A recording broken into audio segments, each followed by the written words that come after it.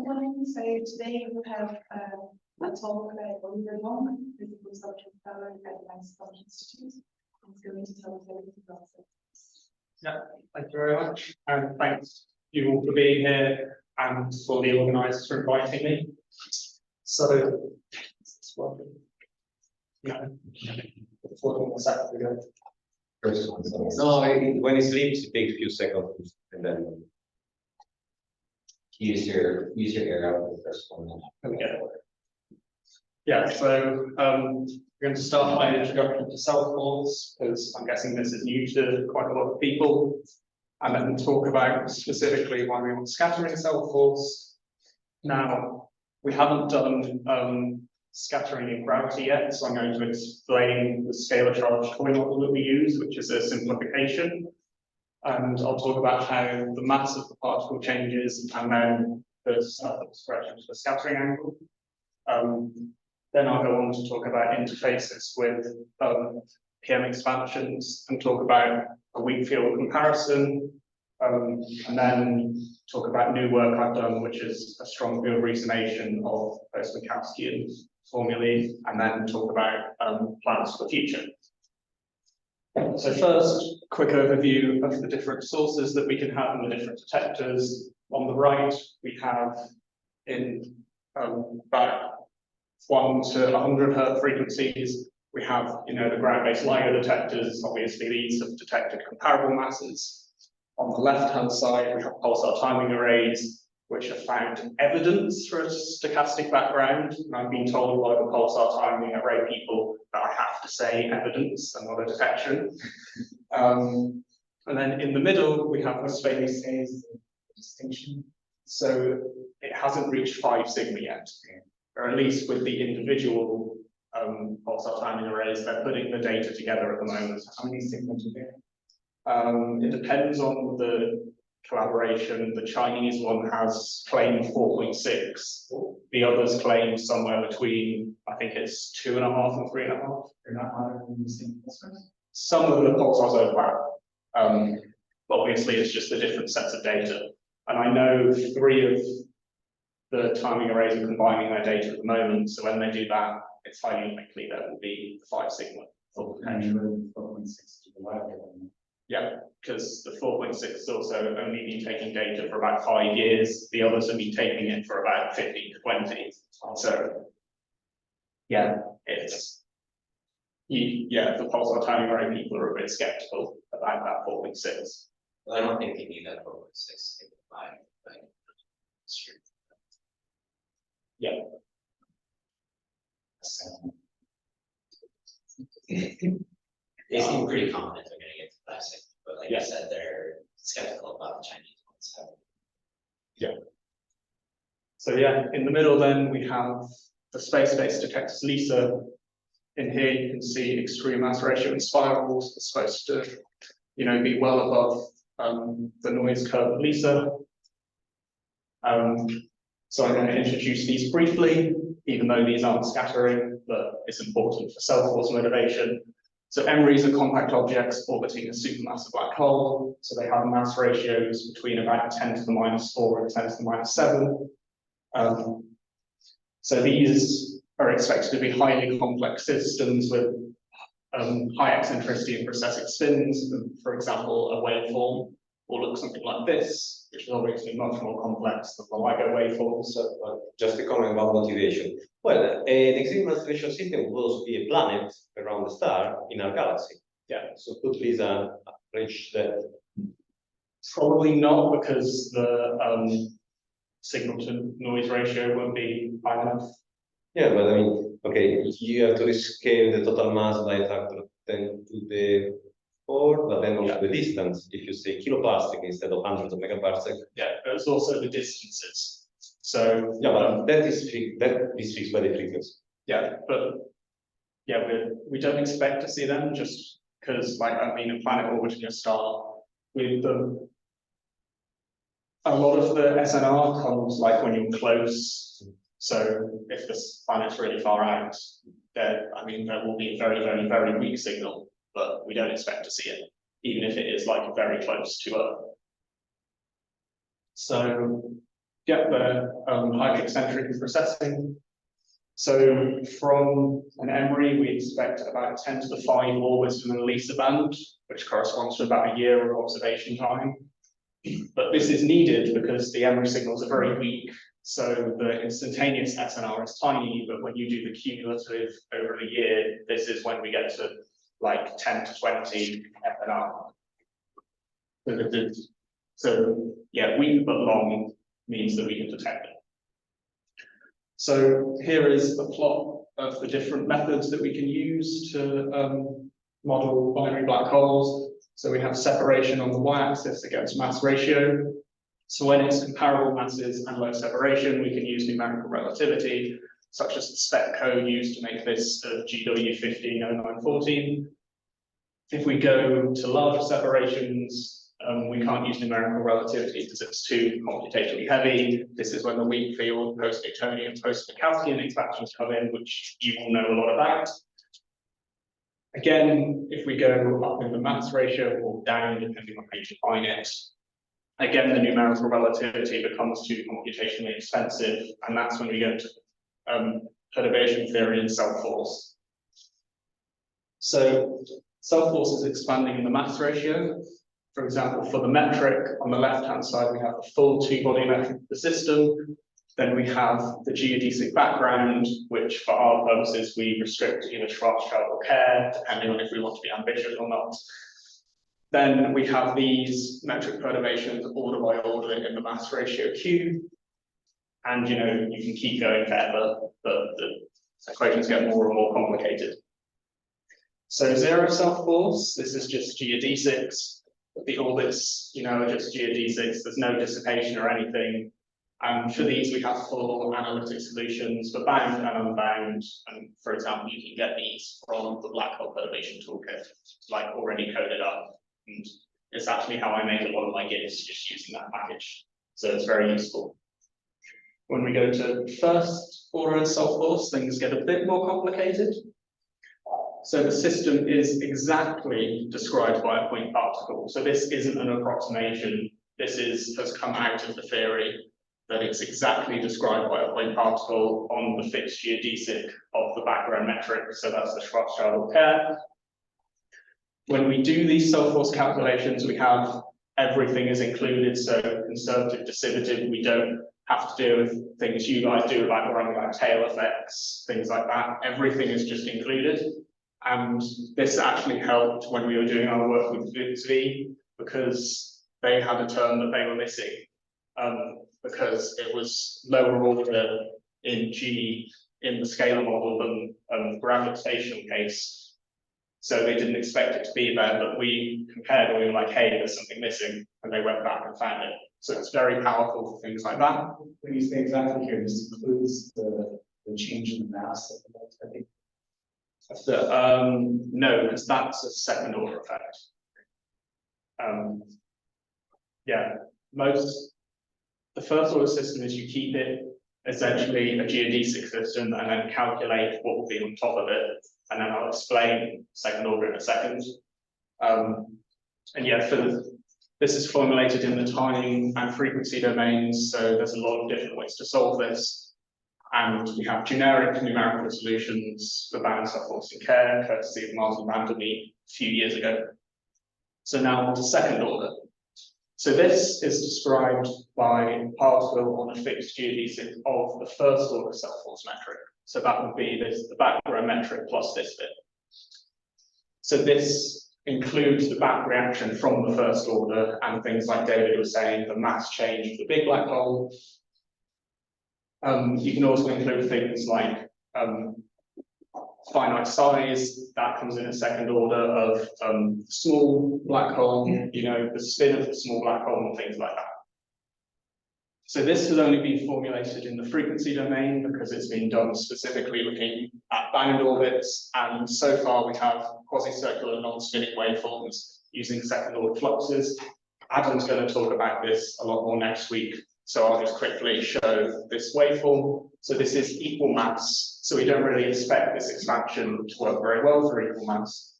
You can see the black is numerical relativity. The orange/yellow is second order self-force. And you can see even for equal mass. It's doing a lot better than you would naively expect.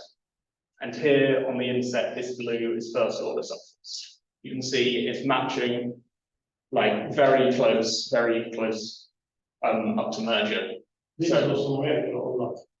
Yeah, this is numerical. Okay, and can you go back to the slide? This No, sorry. Generic numerical solutions for care and first is also numerical or? Yeah, it's all first order is numerical because the equations are too complicated that we can't solve it analytically without doing, say, a PN or a PN expansion. Okay.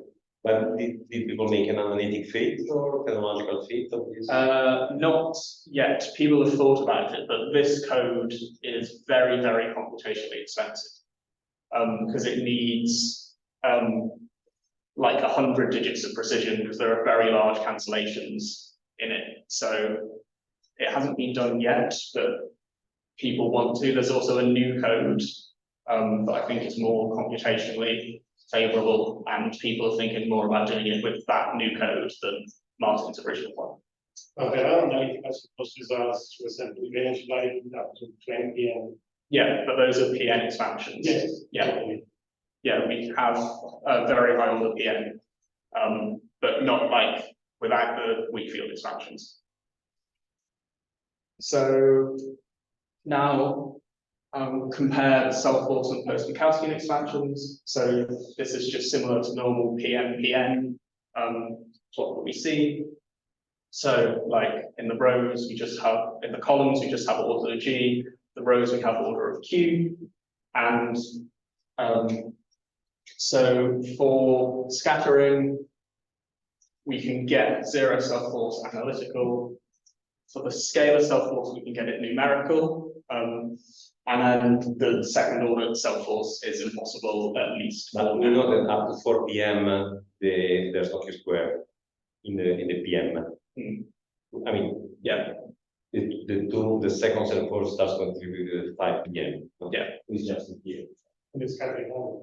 yeah, It's kind of, Yeah. it includes all the dynamics. yeah. I mean, there's time to talk about like general expansions, not necessarily in the scattering angle, but yeah, some of these terms will be zero.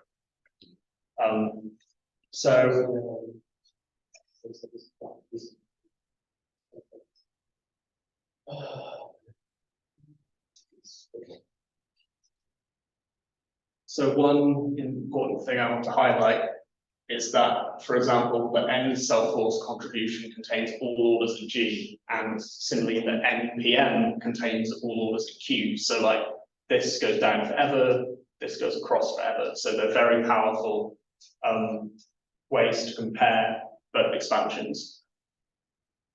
So moving on to the motivation, we can use scattering self-force to inform post-Minkowskian.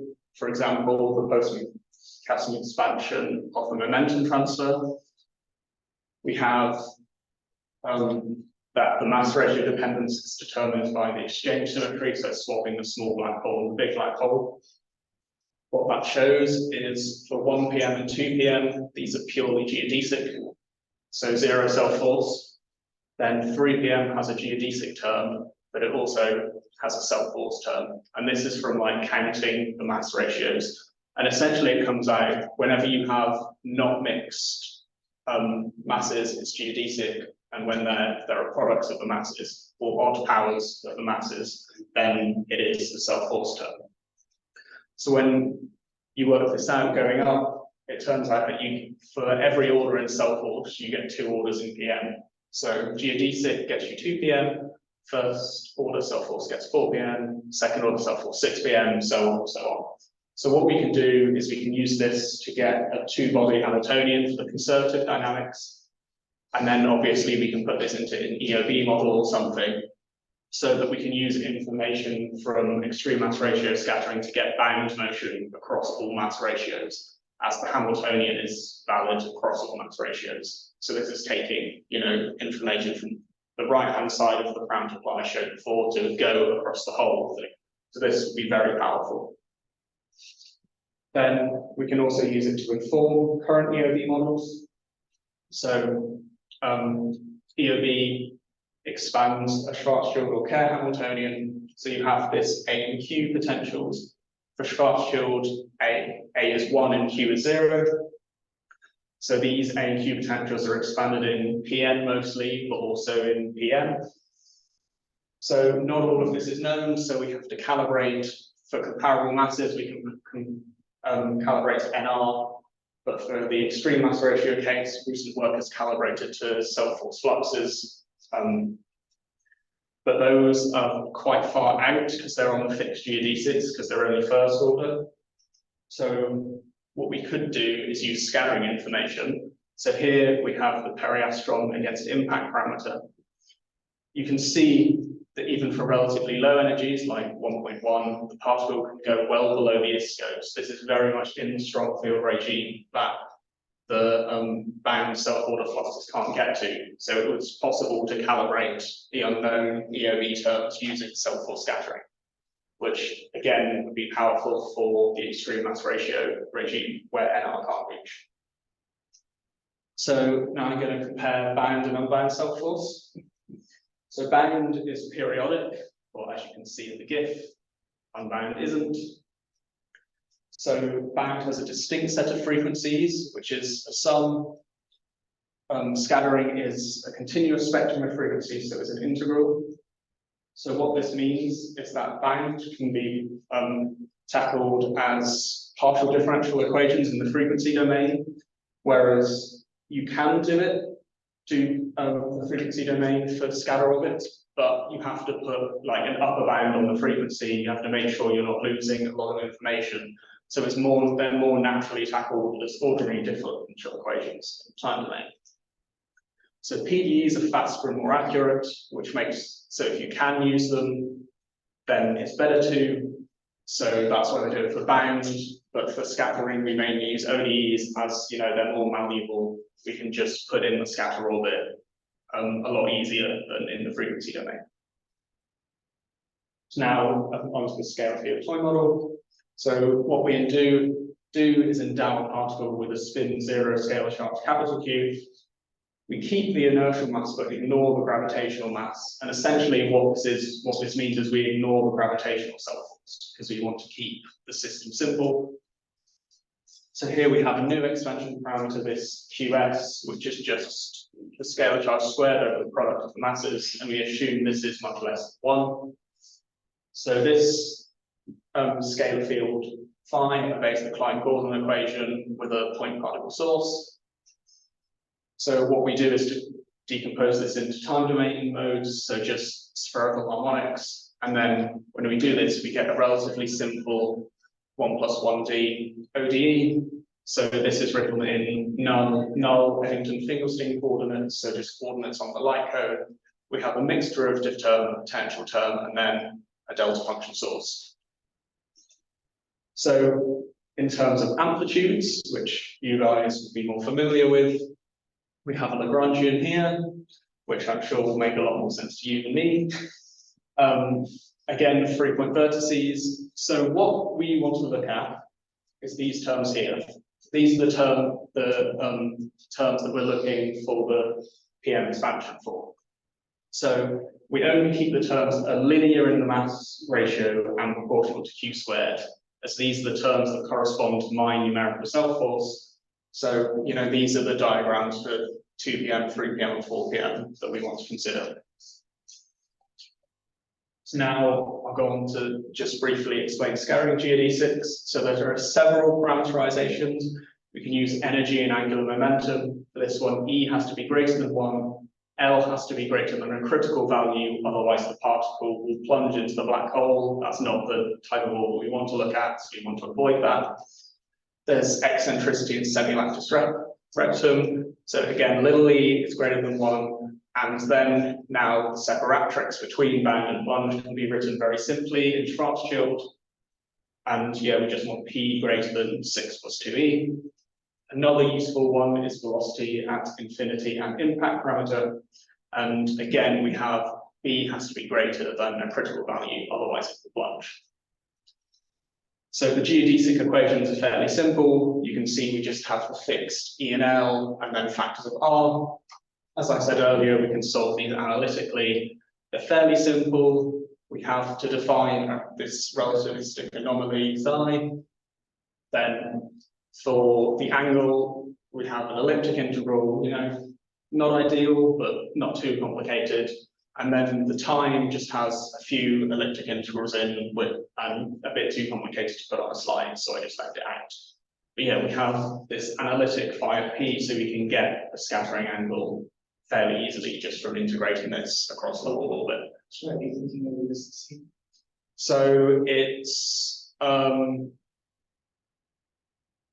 it's just the same as like Keplerian motion. Like this is the same formula as like bound lips. So it's just exactly the same as that, except because this is scattering, this has a limit of, it can only be real. And you have to limit it to when it's limited by when r goes to infinity. So for example, this is a hyperbolic orbit that I'm going to show some data for. I chose this one because you can see it's fairly strong field, dipping below the innermost stable circular orbit, and I had to pick one of them. I'm not going to go into the numerical scheme because it would just bore you, I'm assuming. So essentially what we do, we get a light cone, we split it into a grid of u and v, we let it be sourced by the delta function, we run it through the computer, we get data out. So here's some examples of the data. So this stuff on the left, we just ignore. This is just junk radiation that comes from imperfect initial conditions, very similar to numerical relativity simulations. You can see around periastron at t equals 0, we have a bump, and it just goes to constant values either side. I don't know how much data to apply. I mean, it kind of looks obvious, but yeah, it's just kind of I just do it by eye. So it's very obvious. Like, well, I zoom in very close, and then when the differences are below like 10 to the minus 5 is when I cut it off. So sorry, can you remind what is psi? Psi, that is the scalar field. So it's extra GR or sorry, I'm lost. So this is the scalar field of the scalar toy model. This is just the decomposed in spherical harmonics, and then it's not GR yet. No. Then these are different modes. So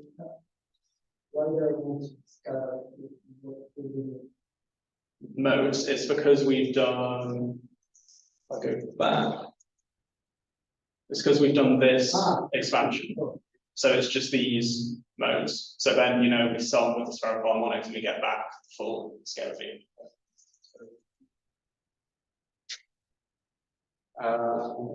Yeah, so we have the modes. What can we do with them? So the equation of motion of the system is given here, proper time derivative, mass and full velocity. This, for all intents and purposes, is just the scalar field. So if we take the component tangent to the full velocity, we get this ODE, which we can simply integrate. We get that the mass of the charge is the rest mass minus the field scaled by a factor q. If we take orthogonal to the full velocity, we get the stuff we're really interested in, which is this, how the full velocity changes with proper time, which is how we define the cell force. And we just get this by taking a certain projection of the derivative of the scalar field. And this is how we define the cell force, both here and in gravity. So here is how the mass changes. If you look at the main plot, this is just the difference in the rest mass scaled by q. You can see away from the black hole, this is 0. There's a peak, about a 1.5% difference near periastron. And then as we go further away, then the regular field is decreasing. So what this essentially means is there's no memory of the event happening in the mass. It just changes locally, but is the rest mass at past and future infinity. So now to the cell force. So this is the phi component of the cell force. Again, this looks kind of similar to before. it goes to 0 at either side, there's a peak in the middle. What is particularly interesting in the cell fault is if you scale it by the radius cubed, you can see these oscillations, and these are quasi-normal mode oscillations of the big black hole, which, you know, is quite interesting and not necessarily expected.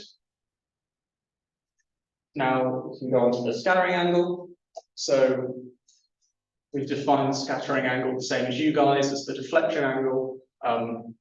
Here we have the geodesic term, which we know analytically, plus this correction from the ratio, and this works for the mass ratio and the scalar case, which is why I've just left it as generic Q. Then this d chi has the form shown here.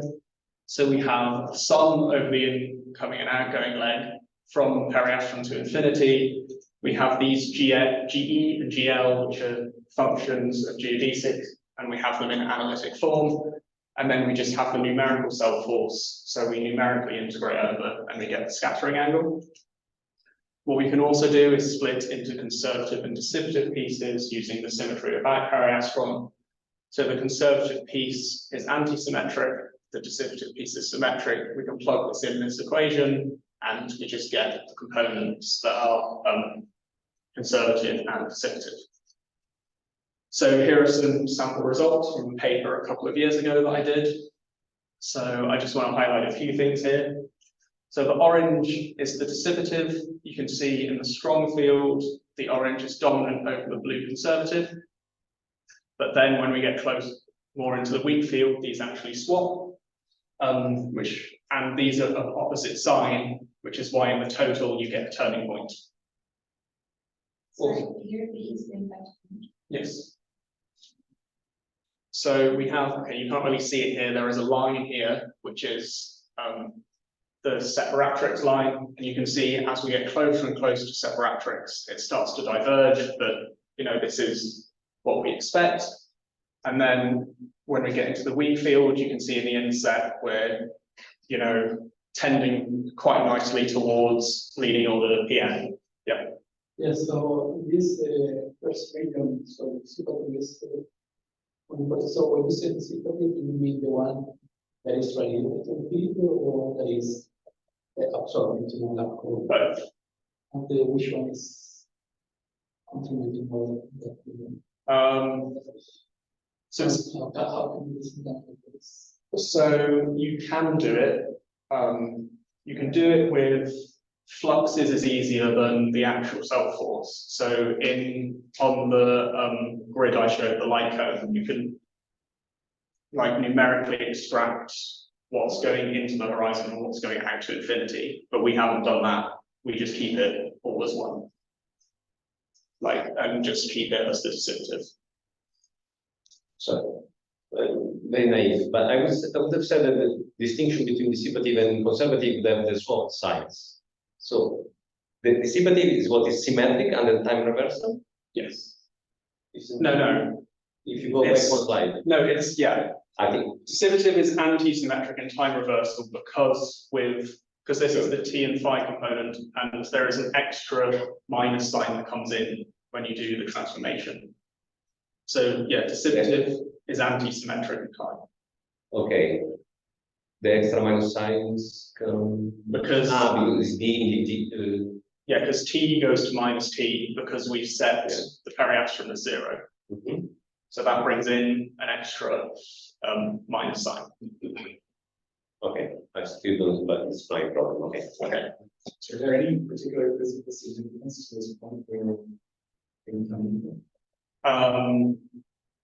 Not that we think. I mean, that's just when there's no correction. We haven't looked into this deeply because it would be more physically relevant in the gravitational case. Right. So we haven't really looked at it yet. I mean, the question is there's an enhanced symmetry? Not that we're aware of. We can't really tell, as you can see by the errors, where the turning point is at the moment. So we need better errors to be able to properly determine where it is to see if there are any symmetries, I think. So now I'm going to look at the weak field path. and compared to PM. So I'm going to look at like these 4 terms essentially. So just to set up my notation, PM is an expansion around flat space. So the 2 PM results we got from Grava and Lobo last year. You can see the conservative form is very simple. There's no dependence on the velocity. And then the dissipative is even simpler. It's just 0. If we go to the next order, you know, the equations are getting more complicated. There's some functions of V. We also have dissipative for the first time. And if we go to 4 PM dissipative, it's getting even more complicated. We have trigonometric functions, logs, but you know, still manageable. So we have leading order with dissipative trailing 1 order behind conservative, and then next to leading order. And I will talk about 4 PM conservative in a little bit, so just hold on for that. So we calculated these for a variety of orbits shown here. So we have velocity of a half and varying the impact parameter. We chose these because, as you can see, they're fairly straight. They're nowhere near the ISCO, so they're quite weak field. And this, like if we go much higher, the code starts to break down. So we had to work with what we could do. So right now I'll go through this plot. This is just the conservative piece. So the blue connected dots here are the points from my numerics. And the dashed line here is the leading order PM, so the 2 PM. You can see, you know, they're fairly close, so it doesn't look like they're doing too badly. If you take the dashed line away from the dots, you get the orange.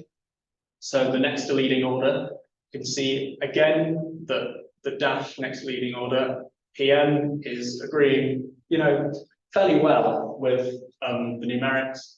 So like, even though we don't have the next order, what happens if we take off again? You can see that the numerics are falling as a 1/β⁴, which is what we would expect. So we thought, okay, what happens if we try and numerically extract this coefficient? So, but this is a fixed mass ratio. Yes. Which is?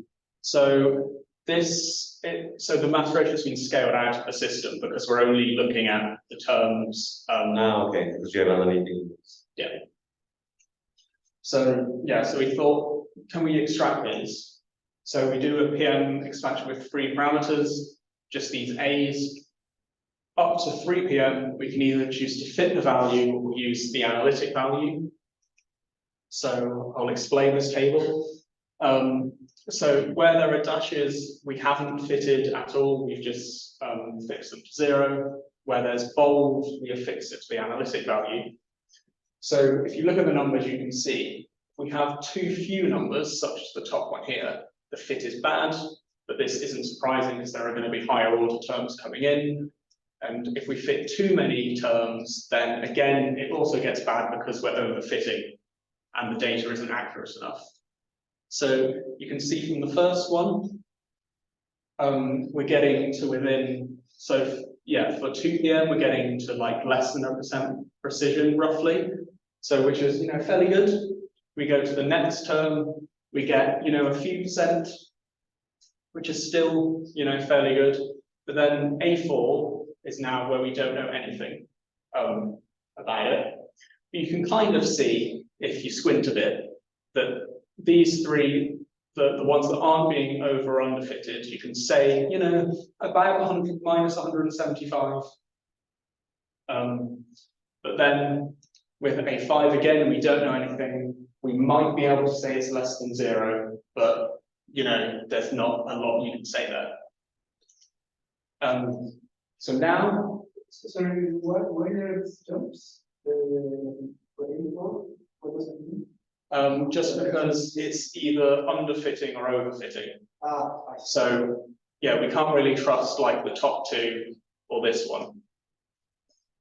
Yeah. So this is for a fixed value of velocity.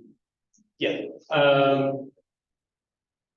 No, so this is fitting. Yeah, this is a fixed value of velocity. This is velocity of a half. So on track with the different ones?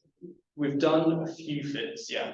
The same, like, So obviously the values are different, but it's the same rough, like this is less than a percent, this is a percent. You can kind of get an idea of the value for A4 and A5 is that. So A2, A3, you know, analytically, you know? yeah, So you can match the analytic value at the velocity exactly. you're doing next, probably.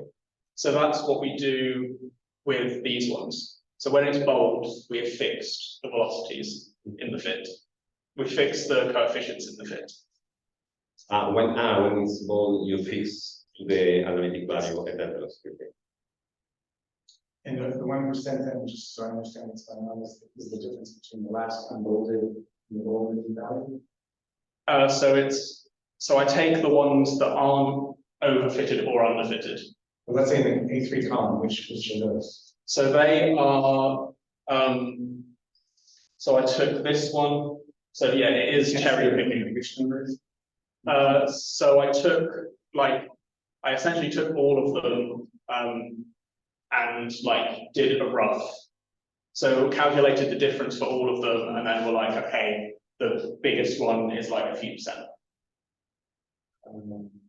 But ignoring the ones that are A3 column, which numbers? so for this one, I used this 16, this 17, and that 16. Because they were the ones that weren't under or overfitted. Okay, so in between the 16 and the 16, 17, and 16, 93, there's that thing. So yes, just because it's underfitting. So this one here is underfitting. Because we frozen age with that one. It's because I've frozen A4 and A5 at 0. So it's trying to pull in higher coefficients, but fitting into a lower coefficient. So it just is a bad fit. But the way you see that it's converging is by changing the number of coefficients and seeing that it is stabilizing at a similar value. Well, obviously, there's some leeway in this because it can overfit or underfit, so you have to take like the middle ground. and how do you stop? This is when you see that the error, what percent you say, well, this is where I want to stop. Yeah, so it's You minimize the error you control, yeah, more or less. yeah, essentially. And yeah, so this is the 4 p.m. term for conservative. As you can see, it's kind of a beast. It has elliptic integrals, it has trigonometric, it has logs. It now has a log in b coming in, and it has these 3 coefficients. So these 3 coefficients are sourced by this diagram. I was told that you would know what that means more than me. But my understanding of it is it comes from the boundary conditions for the big black hole. So in the self-force, we know it's a big black hole, like we know where the horizon is and everything like that. But in the PM, because it's treated as point particles, a priori, you don't know that. That's my understanding. If anyone wants to correct me on that, feel free.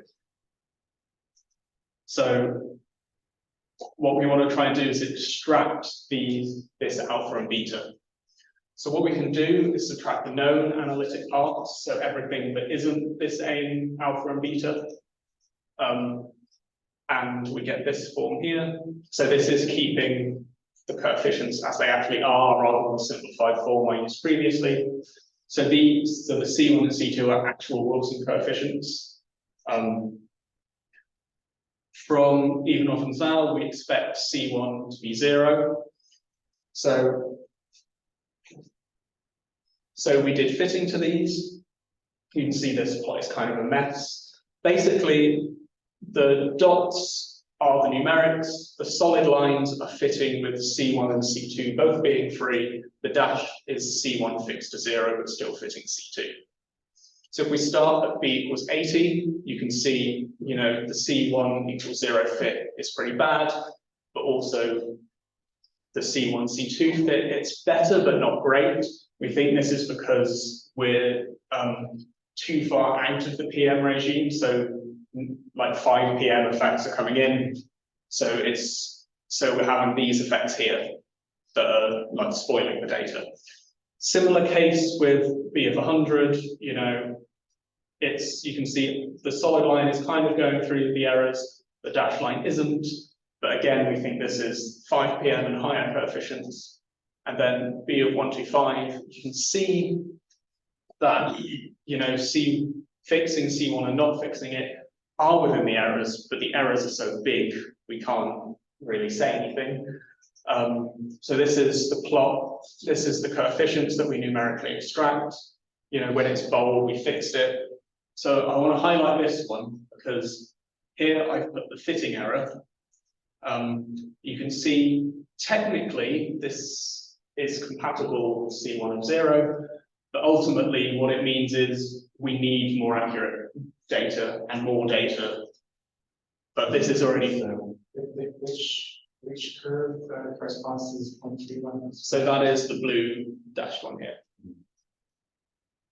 Yeah, because it is within the errors, but the errors are so large, you can't really say anything. So we need better data, essentially, to say anything more. Yeah. So you're fitting essentially polynomial beams. Yes.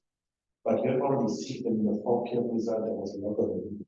Yes. Wouldn't it be better to So, fit like a power box? So in this one, we have taken the log out. Okay. We've taken the log out because the log is part of this node bit. This is perceivable. Yeah. So we have, if I go back, we have the log here, but we know the coefficient. So we can take essentially everything that isn't these two terms, we take out, and then just only fit these two. So we have that bit analytically, so we take it out. Admittedly, with the fitting before this fitting, the log wasn't included. So maybe it'd be better if we included it here, but we didn't try that. Keep going. I don't think want to really some technical difficulties to get precise results for Yes. large. So there are two main problems. So we have my numeric grid is like the diamond, just the light cone. We have like the world line going through, but obviously it's numerical. There's parts up here, parts down here. So we can't access those. So what we do is we do a fit of like the last part of the self force, because these go as an inverse polynomial in R. So we get an analytic fit to the self force and then analytically extend to infinity on the incoming and outgoing legs. It's the larger value of the actual which is already repeated.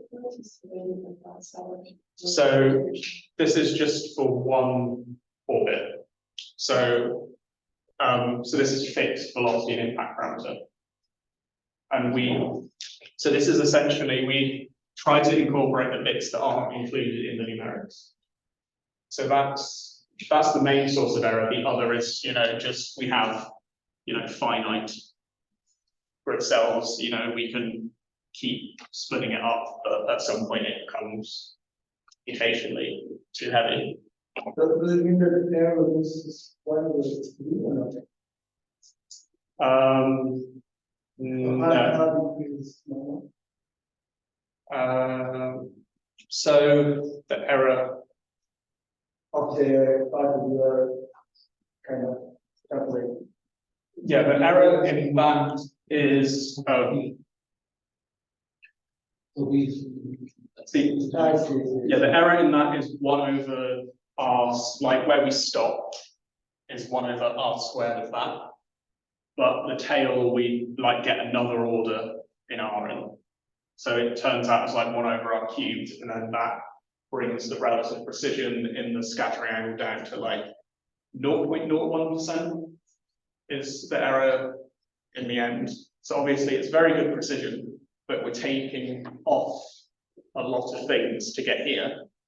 So even though we're at like some percent precision, we just need to take off so much of it that that's when the errors are showing up. If you want to improve on this, the first thing is, would you like to have like a finite grid or a lateral one. So the thing that we're trying at the moment is compactification. So trying to do this like analytically before we have to solve it. So essentially bringing past and future infinity to a finite point, and then solving it on that grid. So then, you know, all of this stuff is included numerically. And then the only problem is going to be the grid resolution. But then that is also helped with because of the change in coordinates. So yeah, that's something we're doing at the moment, but that's still like very early stages. Is that the story of the mean time? Pardon? Is that the story of the mean time? No. So mean time is something different. Mean time is just so what mean time helps with is the analytic. Essentially, it makes bound systems just the equations easier. But it doesn't have the same effect for unbound. So it was like this is still the scalar toy model? Or Yes, all of what I'm talking about is the scale. To the end. Yes. I'll briefly talk about how we will extend it to gravity. But yeah, here I have a plot of the conservative again, where the dots are my numerical data.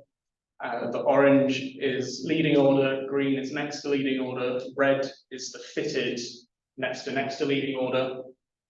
You can see, you know, as we're adding orders, it's getting closer as we expect.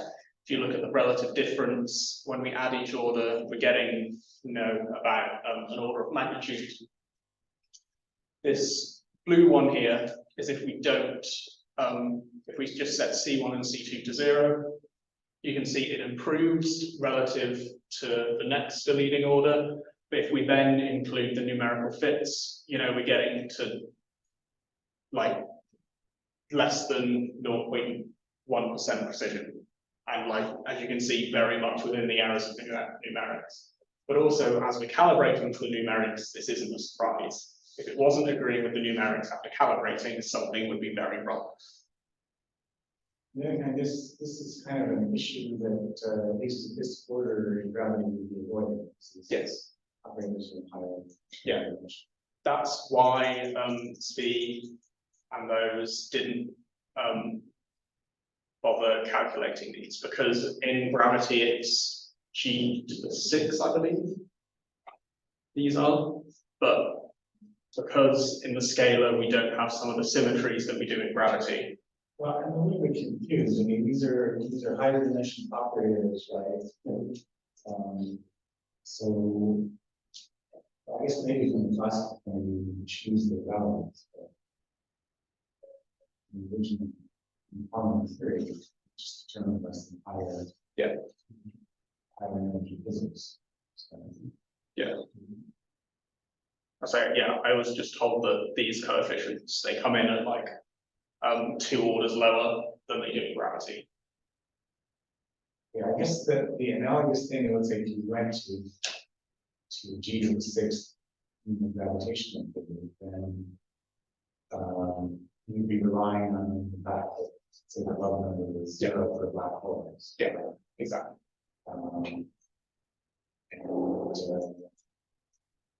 Is that going to be true and extended indefinitely that all these higher dimension operators, I mean, there's some sequence of love numbers, right? All 0. I think nobody knows. Yeah, the static one should be 0. The static one, the other ones. Then you know, they in free space they alternate the odd power are reciprocative, the even power of omega are conservative. So we only know that the omega to the 0 is 0, the omega to the 1, you know, the coefficient is really reciprocative, and all the rest.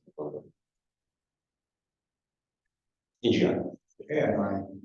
It's similar. The technical problem is pushed off by 2 or maybe 4 orders. So we can do a similar thing with the dissipative, and I'm just going to go through this quickly because it's much the same. You can see leading order matches quite well. Next leading order matches well. Next to leading order has the expected power drop. So again, we can do a similar type of fitting, and just going through quickly, again, leading order less than 1%, next to leading order 5%. Now, the unknown A5 coefficient is less clear than in the conservative case. You can see if you squint really hard that it's about, you can say it's about 2000 with a large error, but you can't say more than that. And then A6, you know, this is all over the place. We have no idea. So again, this is a case for more better data. So we looked at the weak field on the left. Now we're going to focus on this divergence near the separatrix. So we're going to look at strong field orbits. So these are the ones we're going to look at. This is now a velocity of 0.2. And as we're going down, we're getting closer and closer to the separatrix. What you can see is as it's going round, it's getting into a tighter and tighter zoom world orbit near the black hole. And also, you know, the scatter angle is increasing more and more as we get closer and closer.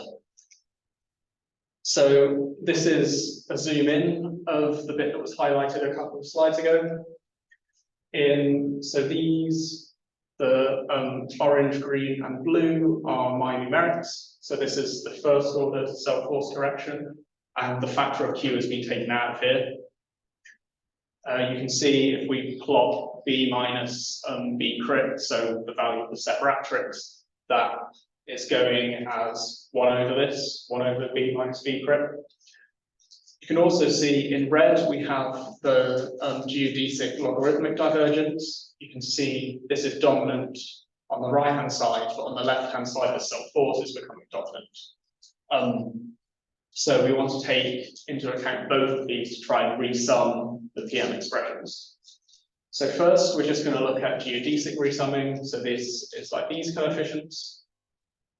So yeah, we can use information on how the angle diverges in the geodesic case to resum the PM expressions. We know how it does analytically, so it's just a logarithm of this form. So what we do is we introduce this function psi, and this we then add to the P, the normal PM expressions.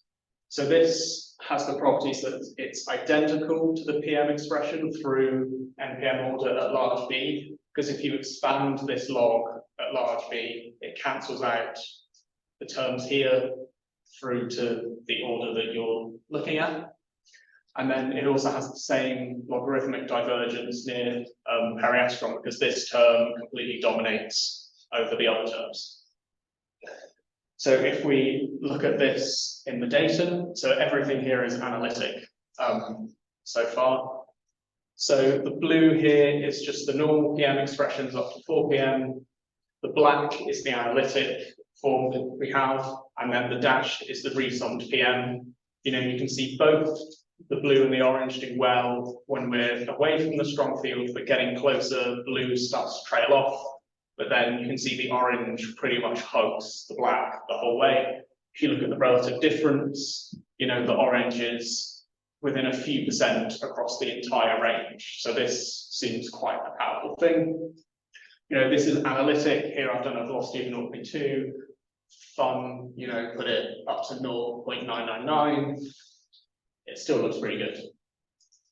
And, you know, this is like less than 1% across the entire range, and it seems that the resummed expressions are doing better, you know, across the entire domain rather than just in the strong field. So that was including the red line. What about if we now include the inverse power divergence? So we're going to be looking at these 6 terms. So yeah, this is all preliminary work, by the way. So the divergence near separatrix, you know, it goes as the inverse power. This is just how I define the coefficient B. So we introduce a new function. This is the same as before, except we have these added terms proportional to QS in the logarithm and in power series. Sorry, that is phenomenological or? Yeah, that is phenomenological. That's just from looking at our numerics and saying, hey, it goes like this. So again, you know, resum scattering angle, same form as before, just adding on the term.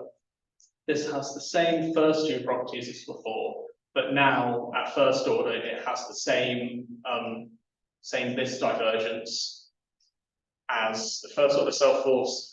So what we want to do is use numerical data to extract this B coefficient. So, you know, we can do that relatively easily just with like a least squared fit. And so for here, I've taken the first, I think, 8 parameters, the first 8 points of V of 0.2. You can see that with the normal PM, like this, is trailing off and not doing well in the strong field on the left, but then the resummed one is doing much better. But obviously this is calibrated to the numerics that are there. So again, if it did badly, it would be worrying.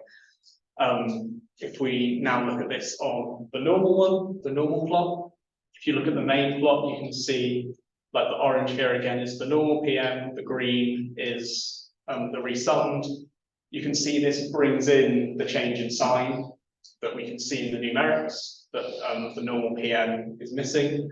And if you look at the relative differences, like it's better by, you know, roughly an order of magnitude across the entire set of data again. So it seems to be doing quite well. So that was just for the self-force contribution. What about if we combine the self-force and the geodesic? So this is for a Q of 0.1, again a velocity of 2. You can see on the right-hand side, the normal PM in orange. The green is the normal PM plus just the geodesic resumming, and then the red is plus also the first order self-force. You can see on the right, they're all doing quite good. Then the PM starts to trail off as we get closer to the strong field. When you add the geodesic correction, it does better again for a while and then starts to trail off. But when you add the self-force in, you know, it's following it essentially exactly. And you can see like the relative difference. The blue dots are the first orders, so plus geodesic numerical dots. Yes. So what is the significance of the red relative difference line? Just showing how the resummed one fits with the numerics, even though it's being calibrated to the numerics. Yeah, that's just a question of whether there's some sort of analytic form that you can get that's roughly right. Yeah. But it shows that, you know, it is pretty good and it matches pretty well. Why does the pitted one briefly have larger error than the green one? So here, Yeah. I think that's when the green changes sign. So it goes from like above the numerics to beneath. So if there was more resolution, there would be like a turning point there. So this is a fixed Q. So now we're going to just take this point and vary Q. So this is the strongest field point we have, and just see how the resumming does for varying Q. So obviously this is strong field. The orange normal PM, you know, doesn't describe it very well at all, but this is expected. Then the green is plus the geodesic. And you can see it does well back to like 10 to the -4, 10 to the -3 value of Q. But if we keep increasing Q further, then that is when we get actually good agreement across the whole domain. So again, like I think this is quite remarkable that we can get such good agreement from just a simple resumming. So this is where I was going to stop until 2 days ago. But if any of you want to been seeing me working and not looking happy at my computer, it's because I've been getting these new black points here. So these are higher resolution and more accurate points. You can, so this is the same plot I showed earlier. The blue is the old data. You can see with the new data, when we compare, the resumming is essentially following it exactly, like even to the turning point. So yeah, it's doing better than we originally thought it was a week ago. But for the strong field regimes, it's easier to follow that you have like a ratio. You took a ratio, so the data is on 1 and then the green curve Yeah. is kind of living below it. That is true, actually. That's definitely something I'm going to put in the future. Thank you. And for the rest of the things. Yeah. Yeah, so then obviously, because this is new, you know, there's big gaps. So what I want to do here is fill out the data. Also, what to do is I've had like another velocity. So this is velocity 0.5. You can see again, obviously there are very few points here. There's big gaps missing. But again, this seems to be doing what we expected it to. You can see the relative difference is, you know, remarkably better. So yeah, we think this is doing quite well and doing exactly what we expected it to. So looking to the future, what we want to do is combine the weak field calibration with the strong field resummation. So the fitting we did for the 4 PM conservative, if we include that with the resumming, how does that work? Is that as good? Then yeah, things we just want to get a larger range of high accuracy data across more velocities. But you know, this is just computational time. Then we want to numerically extract the V of V for just a variety of velocities. So that's like short term. Long term, we want to get the gravitational self-force correction to the scattering angle. So this, instead of the Klein-Gordon equation, we need to solve the spin plus or minus 2 Minkowski equation. Now this has more difficulties than the Klein-Gordon because there are extra terms. I can't use this numerical grid because it has exponentially growing problems from boundary conditions. So that's another reason for doing the compactified grid that I was talking about before, because that will get rid of those exponential problems. And then currently the scattering angle is in the frame of the large black hole in our formulation. In the scalar case, because we ignore the gravitational mass, that's also the center of mass. But you know, when the small guy also has mass, we need to calculate the change to get it in the center of mass frame so we can compare to you guys and numerical relativity. Finally, very far in the future, you know, we want to extend to spinning, so to care, and then we want to do the impossible with going to second order self-force. Right, thank you.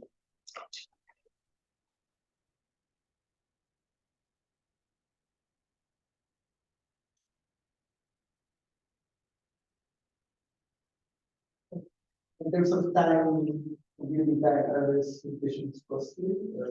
So each run in terms of real time, so each of these points takes about 5 real days of computational time. So This is on a cluster. it's on a cluster, on like a parallelized cluster. How many floors?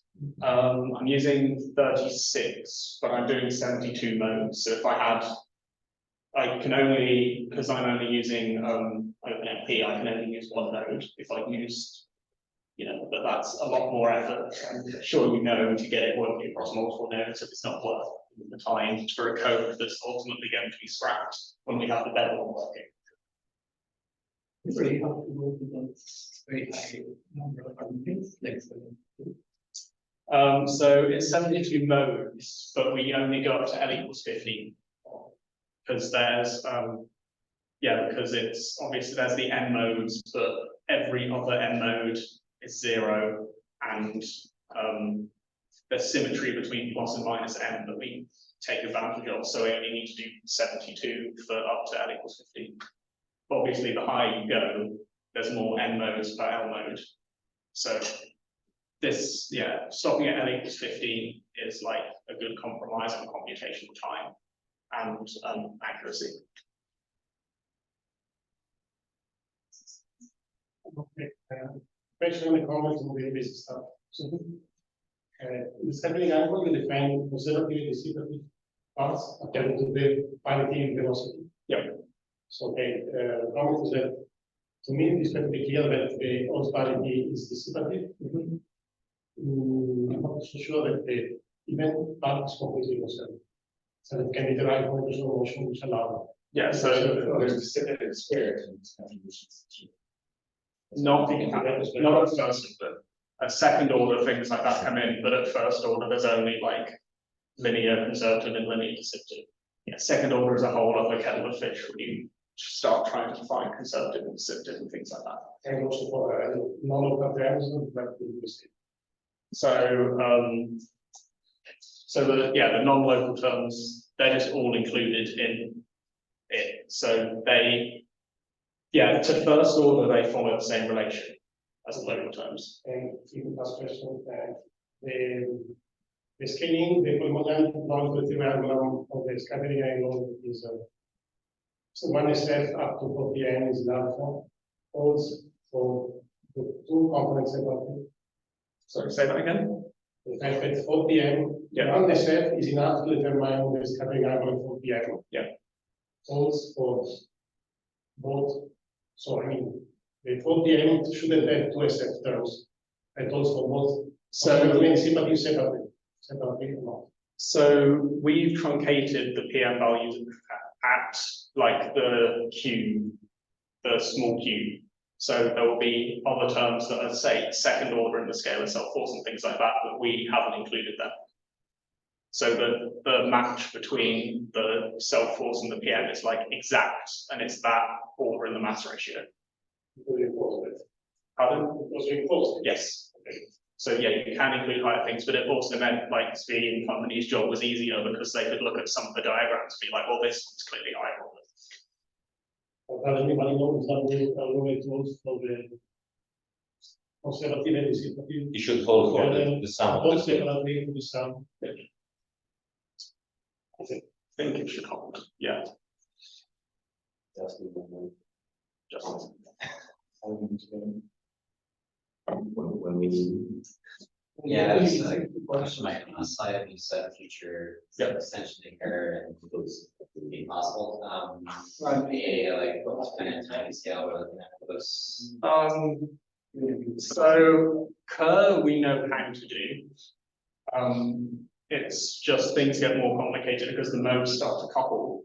So you have to write it as like a matrix and solve it as a matrix.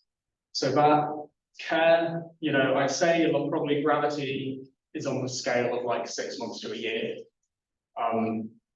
Care a year or two beyond that, and then second order, I mean, the bound that Adam's going to talk about took like a decade to do, and essentially, if I try and do that, I will have to start again, because a lot of the assumptions used to formulate second order self-force assumed like bound things. So for example, like a source not at infinity, which obviously scattering the source is at infinity, and then we don't know like the boundary conditions and things like that. We don't know how things are going to affect that. So yeah, second order, it's anyone's guess how long that will be.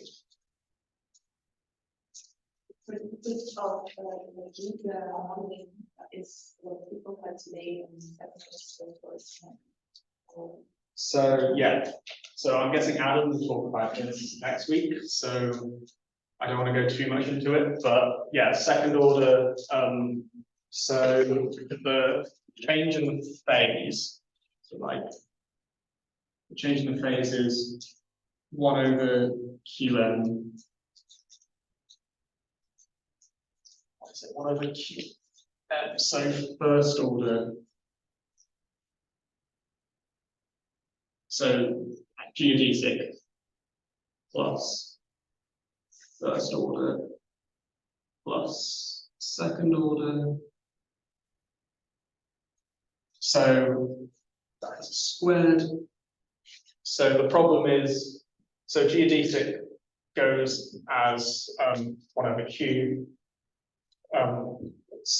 If you have the first order, then it goes as like q to the naught. So this is about gradient difference across the entire inspiral, but that's too much to be able to. It's probably good enough for detection, but for parameter estimation, it's going to be nowhere near enough, which is why you need this. And it's not the full second order self-force you need, it's just the deceptive part.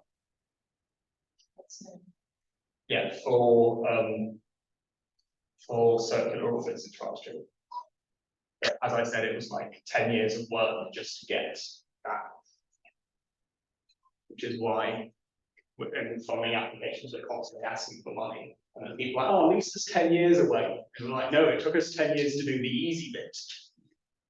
So yeah.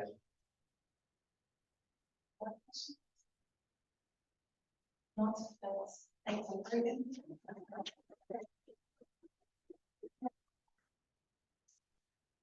You expect an exponential increase in speed. Yeah. Well, hopefully not exponential. But yeah, it's hard. No, but I mean, in the speed of resolving problems.